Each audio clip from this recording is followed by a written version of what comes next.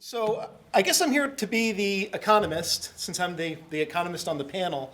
So you're probably expecting me to talk about a lot of numbers and try to weigh costs and benefits of immigration. But maybe unfortunately, the economics of immigration are quite simple.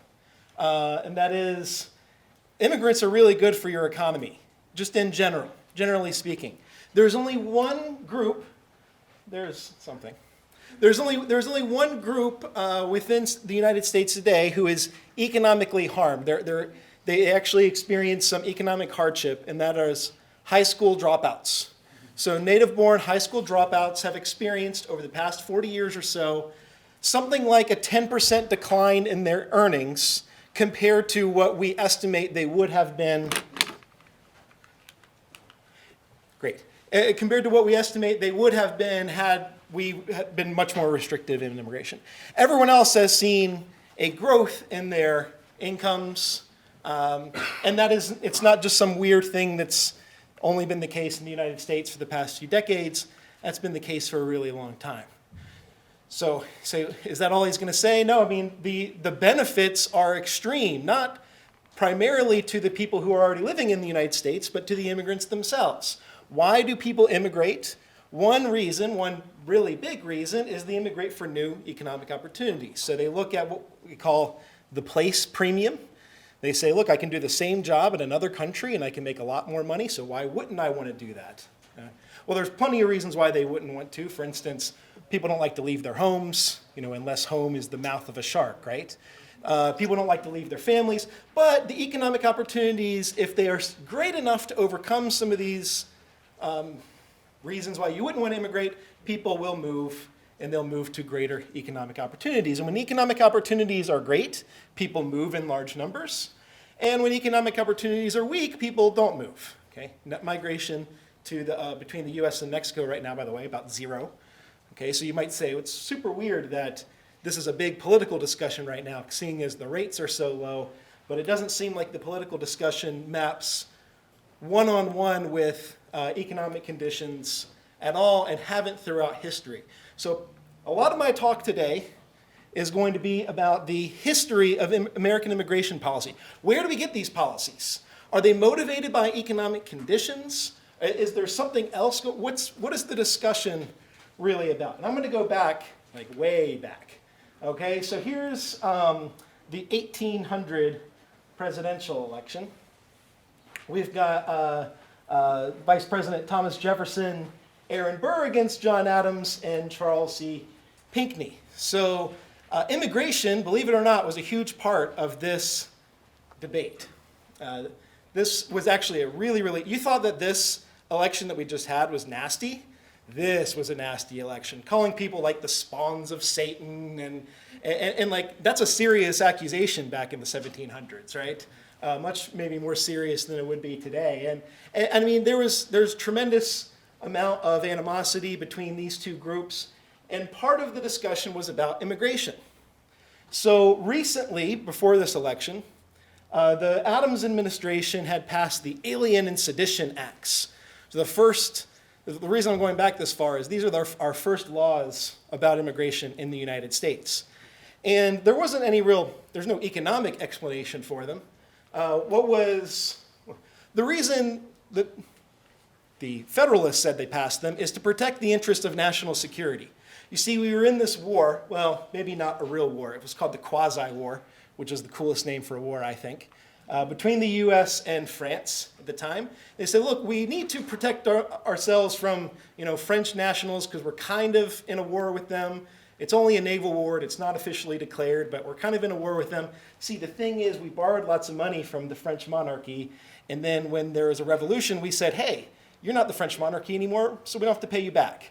And they were like, no, we're still France. You do have to pay us back. So, all right. So then there was a little bit of a war going on.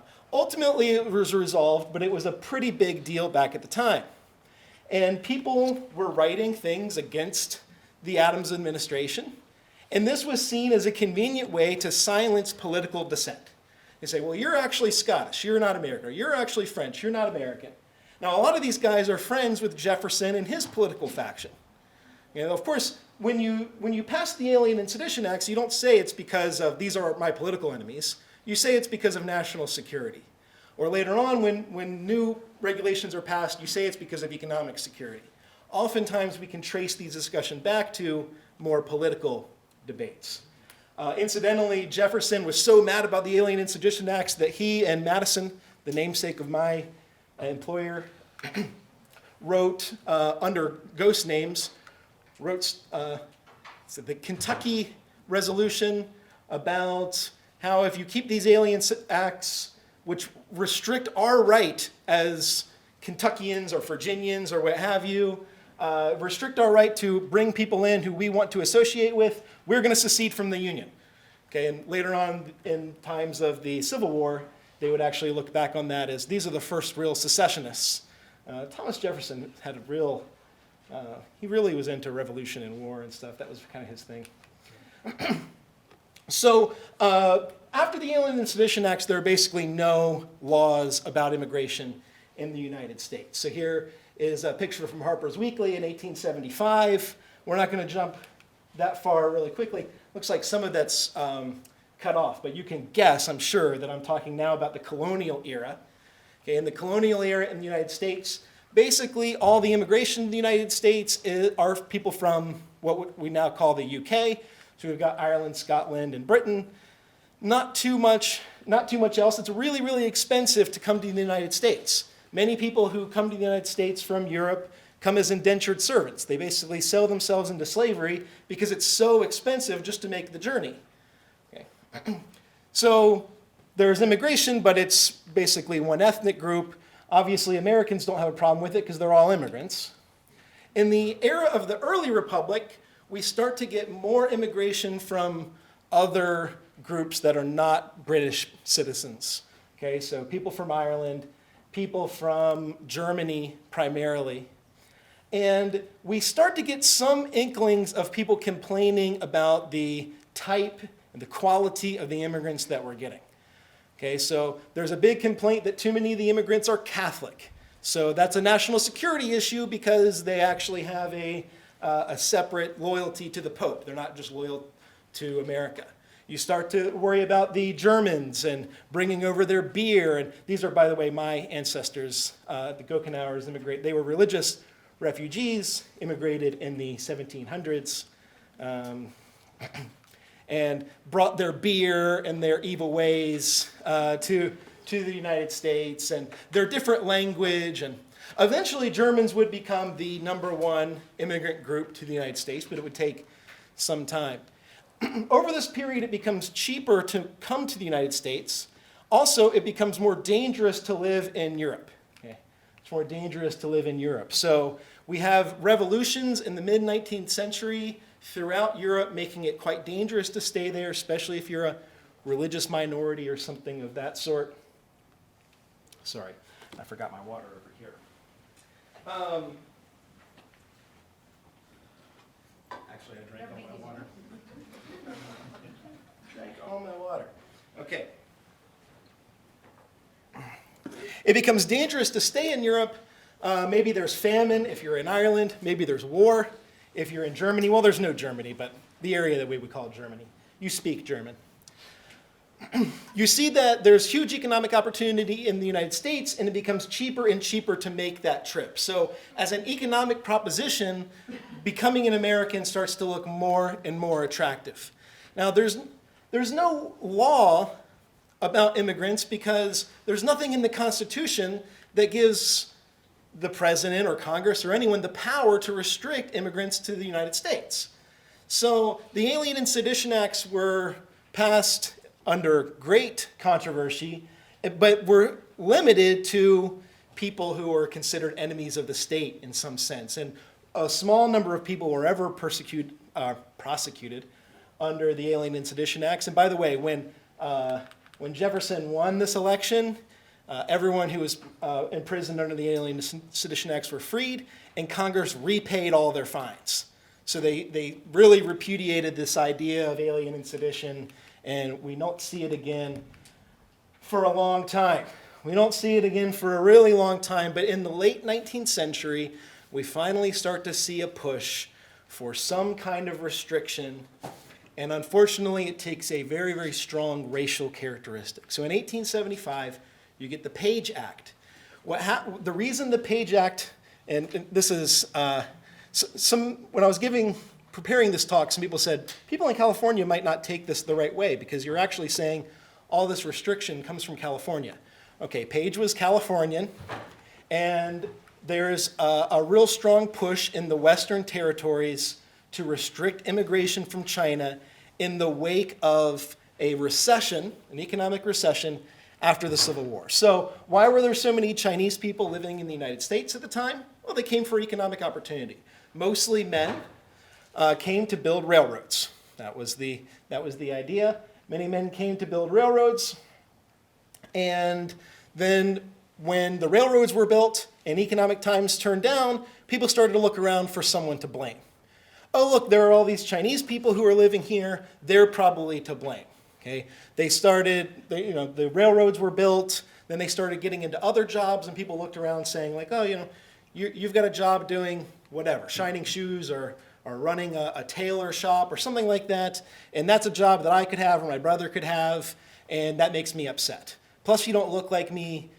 Plus, we're going to try to restrict you. The problem was there was no political ability to restrict the immigration. So every time they tried to put a bill up to Congress, everyone was like, you can't do that. You can't restrict immigration. We're Americans. We don't do that. And it failed. Okay?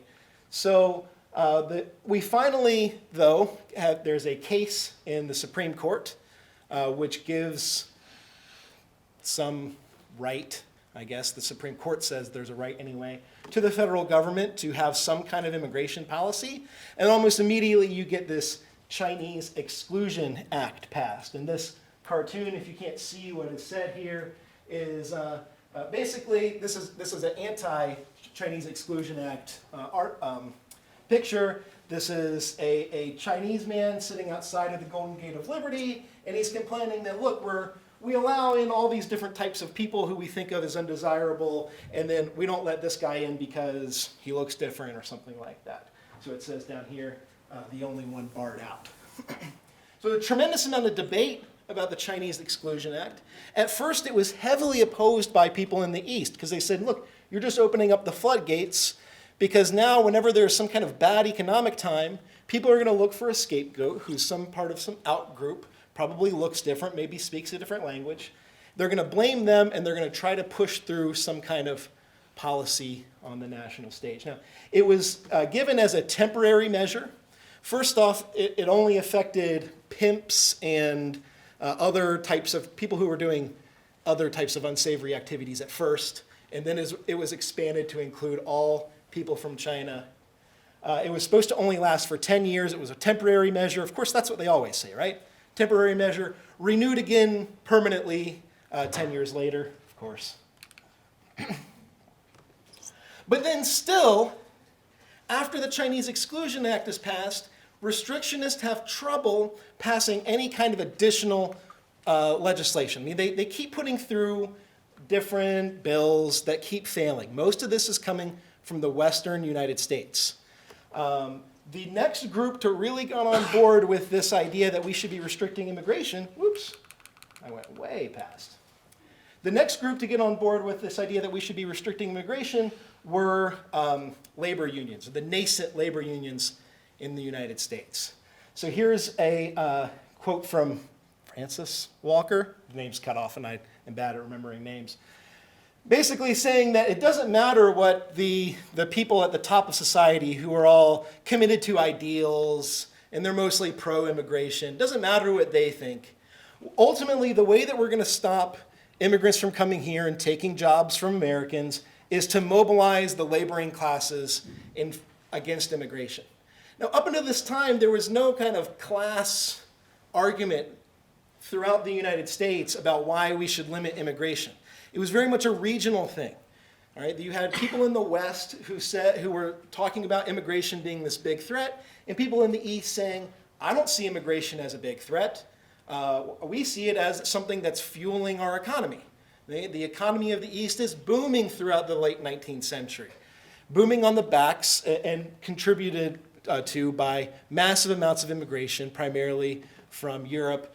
Germany remained the primary source of immigrants, and then it starts to expand, especially as prices for boats go down, to Southern and Eastern Europeans. Okay, so the question becomes, how do you mobilize a bunch of people who don't really feel threatened right now, economically speaking, and get them to get on board with your restrictionist policies? The literacy test. So the early progressive movements, and I'm not trying to draw some connection between progressives in the early 20th century to now, but the early progressives had this idea that people who are moving here should be able to speak some kind of a language. Okay, they were heavily into eugenics. They brought eugenicists into Congress to say, we need to increase the quality of immigrants, and one way that we can do it is by having them pass a literacy test. However, people didn't like the idea of a literacy test because they said that it's un-American. It was brought to Congress several times, so 5 times between 1900 and 1917. And the times that it passed, it was vetoed by the president. So every president who vetoed it said the same thing. This is un-American. We can't require people to know some language to speak. This is the land of opportunity. I mean, look, the rest of the world is looking at us like we're crazy because we're letting in all these immigrants, and we're laughing at them because we're super rich. And people want to continue to move here, driving this great engine of economic growth. What ultimately happened, so this is going to be a hard graph for you guys to just interpret in the 10 seconds that I'm going to show it. So this is actually, if I had a longer presentation, I would be talking more about what's happening here. But what this chart is showing you, this is the roll call vote to ultimately pass the literacy test over President Wilson's veto. And it's not a left-right issue. People think about this being a left-right issue in today's politics, but at the time, it's not a left-right issue. So this bottom axis here shows you how you're in your position. Each one of these represents a congressman. Your position on this chart says, how do you typically vote? Okay, so as you would suspect, we've got Democrats typically voting on the left on economic issues, whatever that means. It basically just means how they usually vote, the coalitions that they usually form on economic issues. And then these guys over here usually vote on the right on economic issues. The color, which is what's really hard to see, I'm sure, for you, but the color represents how you voted. So if you're red, so basically all these people up here are red, you're voting to overturn, so you want to pass the literacy test. And if you're blue, you voted to keep no literacy test. And so how did they manage to build this bipartisan support? Well, they changed it from being primarily considered to be an economic issue, a party line issue, to being a racial issue. So this y-axis here shows you how people typically had voted on racial issues. And most of the racial issues of the day were these Reconstruction types of laws, Jim Crow types of laws, laws involving blacks living in the United States. Okay, because that's the primary other ethnic group in the United States at this time. So how do you make it into a racial issue to get all these people involved? Like all these people from the South, there are no immigrants in the South at this time, barely at all. How do you turn them against immigration? There's actually a big push in the South during this time, during the late 19th century, about how do we attract immigrants? Clearly, it's working so well for the industrialized North. How can we attract immigrants? None of them are moving here. How do you turn them all against it? Well, you start to build political coalitions that say, I will vote with you in favor of laws that hurt blacks and restrict access to the polls and stuff like that. You vote in favor of you vote with us on issues that restrict immigration. And that was a highly effective political coalition. It wasn't motivated by any particular economic condition at the time. In fact, things were going pretty well in most of the country at the time. But it was an effective, highly effective political coalition. They did pass the literacy test. Unfortunately for them, the literacy test didn't really work, partly because the literacy test asked steamboat operators who were bringing immigrants here to pay the cost of returning immigrants or potential immigrants who could not pass the literacy test. Of course, if you run a steamboat and you've got 200 immigrants here and 100 of them fail and you have to take them all the way back to Italy, that's very expensive. So what do? Well, you're a businessman, so you use your mind and you say, I will have an SAT prep class, basically, like a crash course in passing the literacy test given on the boat itself. It wasn't not actually teaching them how to read or write or anything like that, but teaching them to pass the test. And they passed the test very well, and immigration wasn't really dinged at all by the passage of the Literacy Act. It had tremendous symbolic significance because it was basically saying, look, we're open to restricting immigration based on some quality of the intellect or something of the people who are coming over here. But it didn't actually have a quantitative effect. So at that time, the political coalition was strong enough to say, look, since this doesn't work, what one congressman labeled the scheme of the Jewish steamboat operators. I have no idea how involved Jews were in the steamboat business at the time, but that's what he said on the floor of Congress. They decided it's not going to work. We need a stricter law. So then we get the Immigration Act of 1924. And the Immigration Act of 1924 effectively closes the borders. So between 1882 and 1924, several million people are able to get in. But once that political coalition started to form, it seemed like only a matter of time. Was this motivated by any particular economic circumstances? It doesn't, like my research anyway, does not indicate that it was. Okay, when immigrants are coming, usually times are good, economically speaking, and people don't have a problem with immigration. And this is just anecdotal, but in my lifetime, okay, so I'm old enough to remember the 90s, and I can remember there being a lot, like I'm looking around, I'm seeing lots more immigrants where I live, which is Virginia, and I can't really remember many people saying anything about it. When do people really start to say something about it? Well, there's maybe some bad economic times, immigration slows down significantly, and then it becomes a big deal, going forward, so the past decade or so. But of course, I can't, part of my ongoing research project is to figure out what this connection really is. There seems to be some kind of lag between the bad economic times and some kind of continued animosity towards immigrants. But it doesn't seem really connected to the number of immigrants who are coming in, and it doesn't seem to be connected to the current economic conditions at any given time. I wanted to say something about the Bracero program. So the Bracero program is the first instance. You've noticed I've said nothing about Latin American immigration whatsoever this whole talk because it was a non-issue. None of these laws had anything to do with Latin American immigration that I'm talking about because people just didn't see it as something to even discuss. During World War II, there's a tremendous demand for labor in the United States.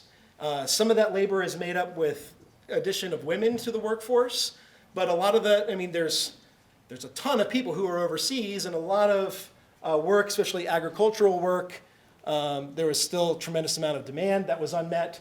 So they brought in lots of people primarily from Mexico to do, on short-term work permits, to do work. So this was kind of the first experience with Latin American immigration. Of course, it dominates the discussion today, but through most of U.S. history, it was a non-issue until this, which actually was a tremendous success in some senses, but then there was also a bit of unrest about what the labor conditions were like and things like that.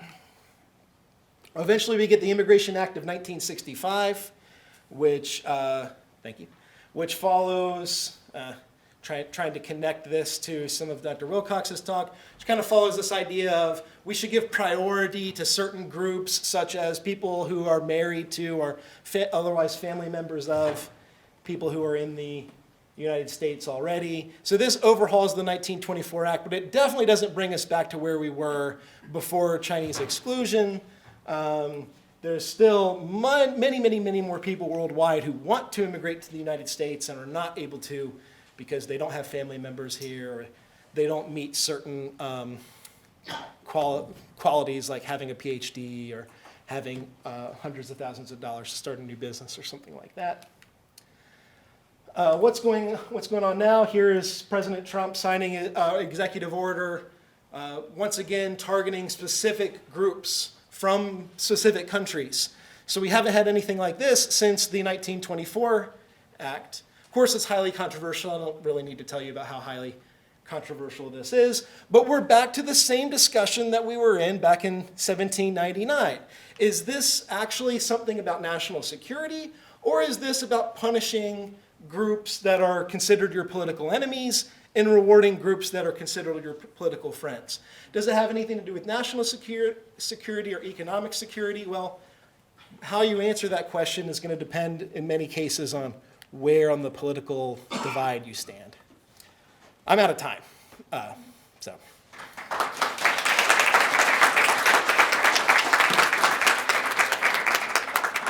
Maybe answer questions. Right, thank you, Zach, that was great. So we probably have a time for a few questions. Let's, maybe we'll start with Mike.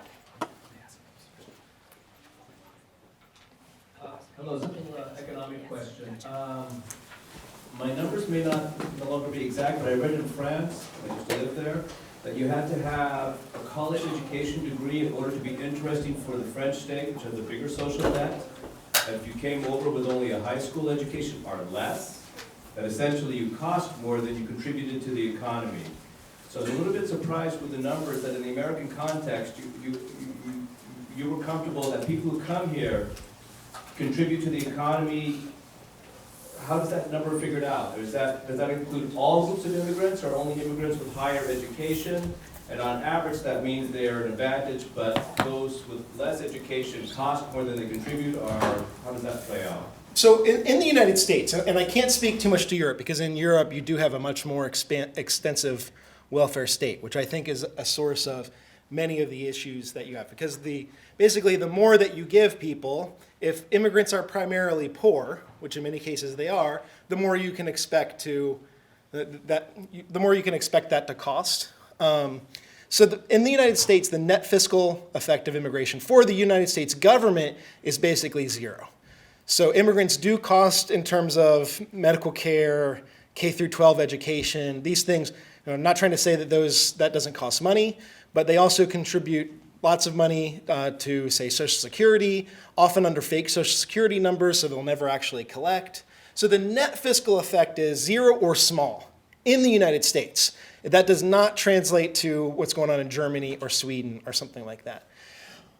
I guess when I first started the talk and I said that the effect was quite strongly positive, I wasn't talking about the fiscal effect to the United States government, but the effect to the economy of the United States. So the fact that they're generating they're working jobs, they're starting businesses, they're generating money for the economy. Now, a lot of that GDP gain is accruing to the immigrants themselves, but a lot of it is also accruing to native people of the United States in terms of lower prices, in some cases lower wages, which many people often push back and they're like, lower wages, how can you say that that's good for Americans? And I'm like, well, if Americans own the businesses, then they pay lower wages. Like I said, though, the people who are hurt the most are high school dropouts from the United States. Once again, every time I say that, I want to make it very, very strong and clear that we're talking about a 10% decline in the wages of high school dropouts over 40 years. Okay, and every other group has benefited, economically speaking, in terms of their wages from immigration to the United States in the past 40 years.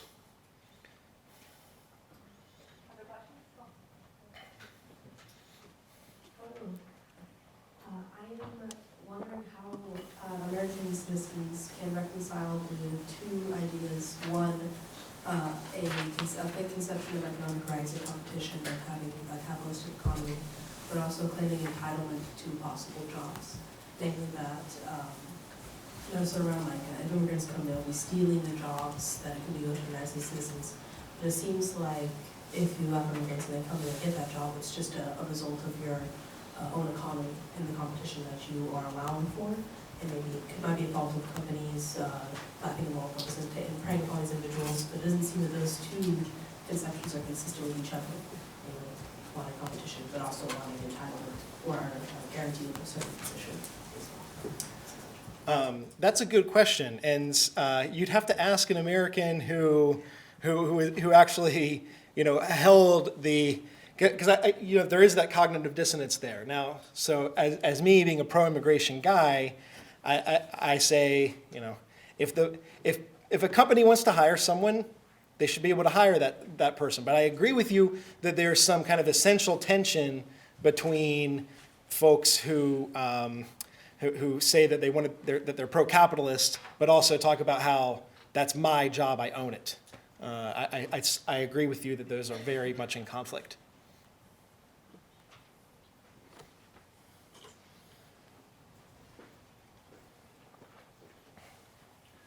Let me just ask a question in detail. You said that with the exception of high school dropouts, the rest of Americans, in terms of wages over 40 years, have benefited. So let me play devil's advocate here. Could someone argue that while the wages for all of the other groups have gone up over that 40 years, could they argue that the rate of growth would have been higher, or the rate of growth would have been better if we hadn't had the influx of immigration? Could they argue that? I guess so. But it's attributed the cause to immigration. You said right. that Americans' wages have gone up because of immigration. Right. Oh no, I say that. Yeah. So you're saying maybe they've gone up for other reasons, and they would have gone up much more if we hadn't had the immigration. I mean, I guess you could speculate that, but it'd be hard to have that discussion. I think, what would have happened? Would the wage growth have been even higher? Well, what are the grounds on which you said that the rest of American wages have gone up because of immigration? Because that's the other argument from the one that you're saying, well, that would be speculative. Okay, so why did you say? I either misspoke or there's some miscommunication. I wasn't trying to say that. That we found an actual cause that immigration has driven the wages up. Only that they have gone up, and the only group where it has gone down is the high school dropouts. Good question. This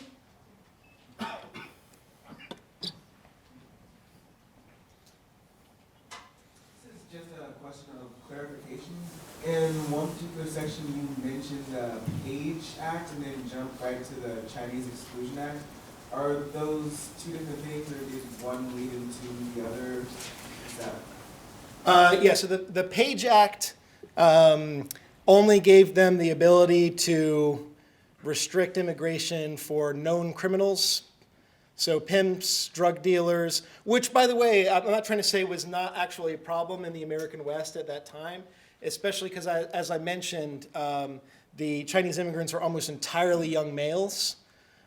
So there was also this unsavory importation of drugs and prostitutes. So that was what the Page Act addressed specifically. The thing is, it didn't actually affect the numbers that significantly, which is why they eventually went and passed the Chinese Exclusion Act. One more question?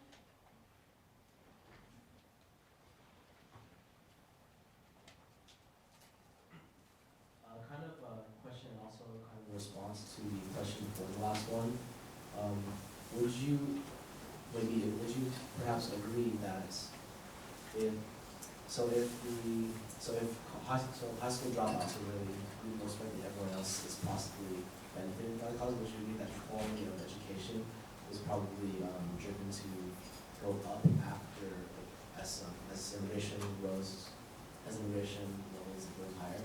The lower end jobs where companies just pay less money for low labor, that maybe for Americans that were eventually maybe drove them to rise to higher levels of education to pass that. So just to be clear what you're asking, do I think that the increase in education was partly caused by the fact that lowering wages in low-skilled jobs incentivize people to go get more types of education? I would say probably so. Of course, you'd have to ask ask people why they went to school.